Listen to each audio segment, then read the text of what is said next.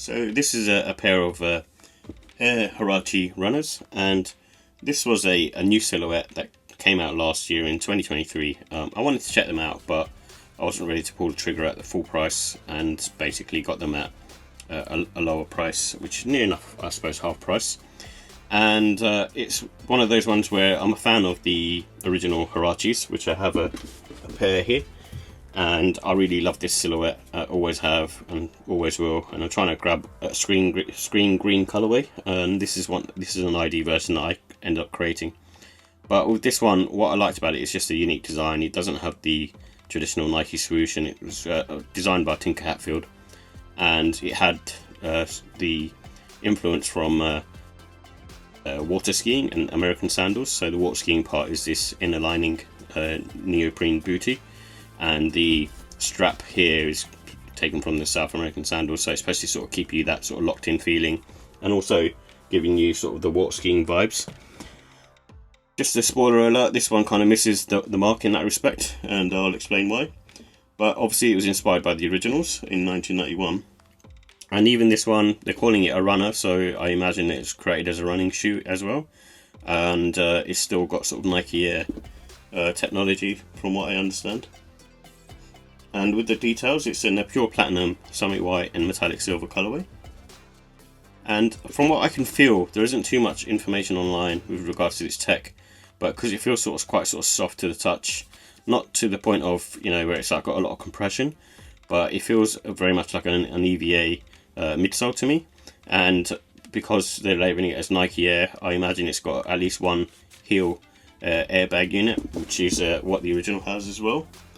And it's predominantly made up of a mesh and synthetic upper materials as well, so this suede on here just feels sort of quite rough and quite cheap, and the leather underneath seems okay as well, so it's not brilliant. So this is on sort of the medial and lateral side of the sneaker, and the rest of it's sort of made up of mesh material, and the only sort of kind of this neoprene type material is on the tongue, which doesn't really sort of keep you locked in place like the original.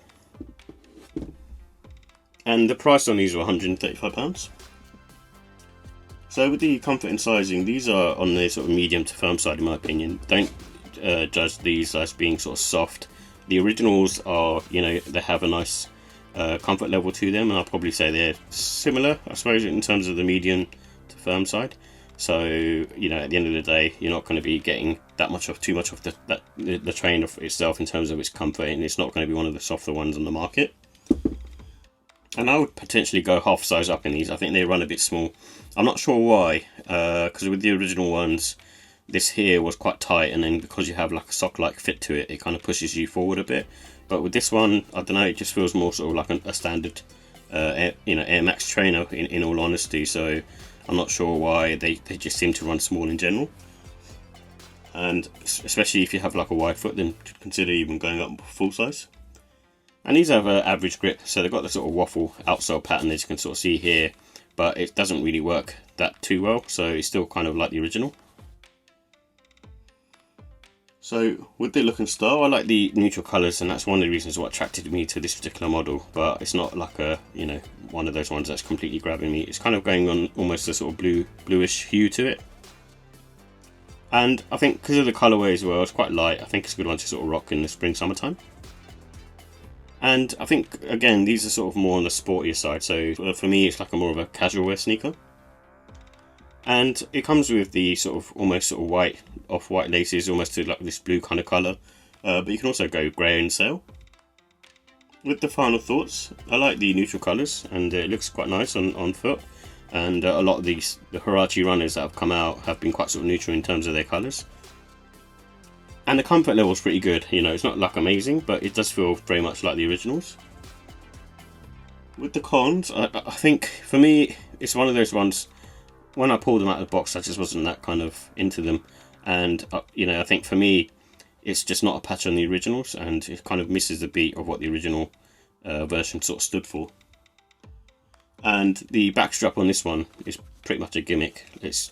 There's no sort of use for it. The reason why the original ones had it was because it had like this neoprene type material going on the back as well, so it's like a sock-like fit which kind of sort of molds around your foot. Whilst with this, it's just got a standard heel on it compared to same as any other Nike trainer. So it just defeats the purpose of having this strap. The only reason like you'd have this strap is just more for aesthetic reasons and just to sort of tie it back to the original Huarache. But other than that, it doesn't really need it. It could probably just be taken away. It's just more for aesthetic reasons, and for me, that's what kills this particular silhouette. So with the look and style, I give this a 3 out of 5. I just don't think it's that great a silhouette in my opinion, and it's not a patch on the original, and it just kind of misses the mark of what the original one stood for. And the comfort, I'm going to give it a 4 because it's still a comfortable trainer, much like the original, and you can't go wrong, you know, wearing a pair of these, and it's got pretty much all day comfort. And the quality, I'm going to give that a 4. It's quite good in terms of its quality. It's not like a bad sneaker. And the pricing at £130, I think it's probably asking a little bit too much because you don't get too much tech in there, and it's, like I say, it's kind of one of those trainers that probably doesn't need to exist. And that's why I've given it a 3. And overall, I give the score a 3 out of 5. I just think it's a very sort of average sneaker. It kind of misses the mark in so many ways, in my opinion.